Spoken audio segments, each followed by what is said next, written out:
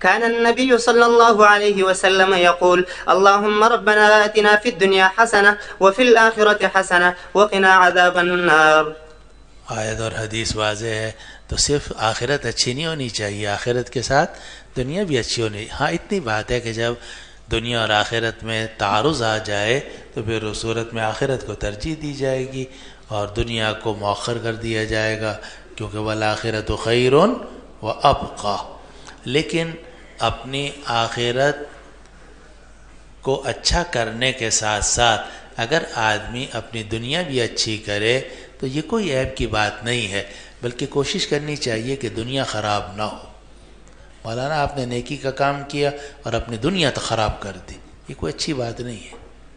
آپ نے تبلیغ کے پیچھے، جہاد کے پیچھے یا بخاری کے پیچھے گھر توڑ دیا، ماں باپ کو ناراض کر دیا، بیوی گھر چلی گئی، طلاق ہو گئی وغیرہ وغیرہ، ایک مصیبت کھڑی ہو گئی.